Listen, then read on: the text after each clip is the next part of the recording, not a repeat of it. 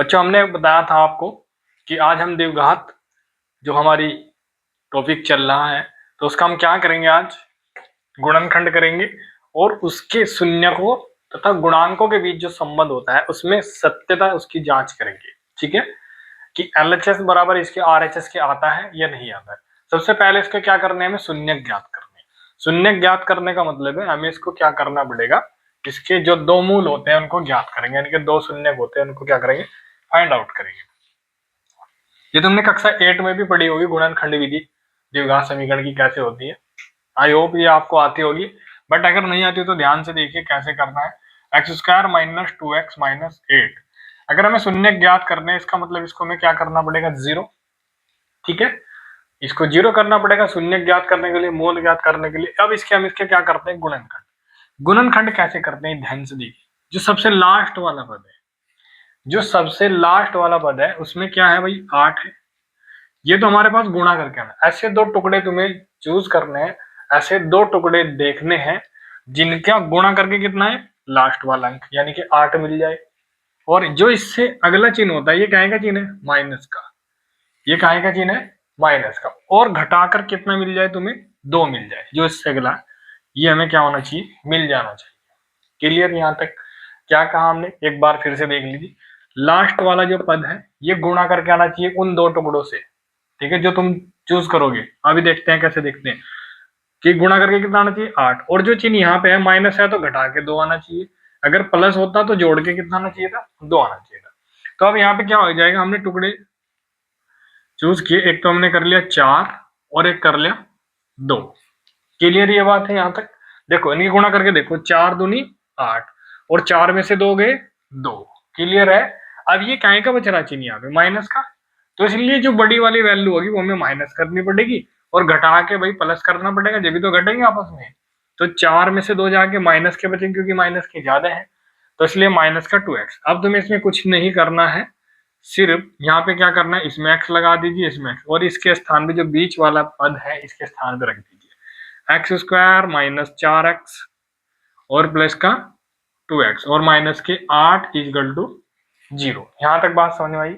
दो टुकड़े ढूंढे, उसके बाद ये जो बीच वाला पद है उसमें से हमने घटा के देखा, 4 में से 2 गए 2 और ये माइनस का बचना चाहिए। देखो यहाँ पे माइनस का बच रहा। क्लियर, तो यहाँ पे माइनस का बचेगा भाई -4 और ये हमने प्लस का कर दिया तभी तो माइनस बचेगा। अगर मैं दोनों को माइनस दो तो माइनस के 6 हो जाएगा, बट ये गलत है। हमें लाना कितना है, -2, तो इसलिए ये माइनस का करना पड़ेगा और ये प्लस का करना पड़ेगा। अब यहाँ से हमने दो दो के पेयर बनाए, ये बनाया और ये बनाया। यहाँ से हमने लिया x कॉमन, x - 4। क्लियर, और यहाँ से हमें क्या कॉमन आ रहा है, जो दोनों से आ जाए 2 कॉमन लेंगे। ठीक है भाई, यहाँ से जब हमने x कॉमन लिया, 2x तो एक बाहर ले लिया, एक बचेगा। -4 झुका तो x हमने ये ले लिया बाहर। यहाँ से हमने 2 कॉमन लिया, बचेगा x, 2 चौक 8, यहाँ बचेगा x - 4। अगर ये वैल्यू हमारी इक्वल आई, सेम आई, इसका मतलब हमने गुणनखंड सही किए। अब पूरे में से हम क्या ले लेंगे, x - 4 बाहर आ जाएगा। ठीक है, और ये क्या बचेगा, x + 2 = 0। एक बार इसको 0 रख लो, x - 4 को 0 रखेंगे और एक बार हम x + 2 को 0 रखेंगे। क्लियर, यहाँ के बाद x - 4 को 0 रखो एक बार x + 2 को 0 रखो। दोनों गुणनखंड को बारी बारी से क्या करते हैं, 0। यहाँ से इसको उधर ले जाएंगे, प्लस का हो जाएगा, तो x बराबर मिलेगा 4। एक मूल था तुम्हारा 4, एक आ जाएगा x बराबर, उधर जाएगा माइनस हो जाएगा -2, x बराबर -2। इसको अल्फा बोलते हैं, अल्फा बराबर 4 समझ लीजिए इसको, ये बीटा समझ लीजिए आप, बीटा बराबर 2। क्लियर भाई, इसी को अल्फा का मान बोल दिया, इसी को हमने बीटा का मान बोल दिया, -2। क्लियर, अब हमें क्या ज्ञात करना, इतना काम तो हमने कर लिया। शून्य का हमने इसके क्या कर लिया, ज्ञात कर लिया। अगर ये 2 नंबर में आएगा तो 1 नंबर हमारा पक्का हो गया। क्लियर है भाई। अब हमें क्या करना है, शून्य को तथा गुणांकों के बीच संबंध ज्ञात करना है। ठीक है, वो क्या बताए थे हमने, 2 बताए थे भाई तुम्हें। एक तो बताया था कि अल्फा प्लस बीटा बराबर क्या आना चाहिए, -b/a आना चाहिए। ठीक है भाई, एक तो ये हुआ। एक हुआ कि अल्फा इंटू बीटा c/a होना चाहिए। क्लियर, जिसने ये वीडियो नहीं देखी, अल्फा प्लस बीटा क्या होता है, अल्फा इंटू बीटा मूलों का योगफल है और ये मूलों का गुणनफल है। ठीक है, ये हमने पिछली वीडियो में बताया, वो तुम जाके देख सकते हो प्लेलिस्ट में। ठीक है, पीछे वीडियो चैनल पे जाए और वीडियो में देख सकते हो। अब यहाँ पे देखो अल्फा प्लस बीटा क्या है भाई, माइनस के बी अपॉन है, ठीक है। अल्फा और बीटा तो हमें मिल ही गया, तो ये तो हो जाएगा भाई LHS, इसको बोल लेंगे इधर LHS, और ये है RHS। क्लियर, इसकी एक साइड हमने ये ले ली और एक साइड ये ले ली, ऐसे इसकी दो साइड बननी LHS और ये है RHS। क्लियर भाई। पहले LHS देखो, अल्फा का मान देखो भाई, यहाँ पहले LHS निकाल लेंगे, अल्फा प्लस बीटा। अल्फा का मान कितना है 4 है, यहाँ पे रखो 4। बीटा का मान कितना है -2, कितना बचेगा भाई, कितना बचेगा, ये बचेगा कितना हमारे पास प्लस के ज्यादा है तो 2 बच जाए। क्लियर, ऐसे ही RHS निकालेंगे, ठीक है। यहां से देखो a का मान कितना है, एक्स स्क्वायर के साथ में कितना है 1, जहां पे कुछ नहीं होता है वहां पे होता है 1, तो a का मान कितना मिलेगा भाई 1 मिलेगा। b क्या है, यहाँ पे देखो x के साथ में क्या रखा पूरा, ये -b, ये है b का मान ये है b का मान -2। क्लियर भाई। अब यहाँ पे जो बचेगा लास्ट वाला ये c का मान है, c का मान कितना है -8। यहां तक क्लियर हो गया होगा, ठीक है भाई। अब देखिए यहाँ पे क्या रखना है -b/a, RHS यही तो है, RHS -b/a।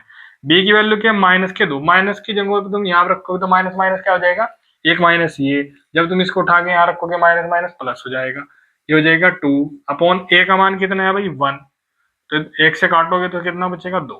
देखो LHS भी 2 आया हमारा और RHS भी 2 आया, ठीक है। यहां से तुम कह सकते हो LHS बराबर RHS।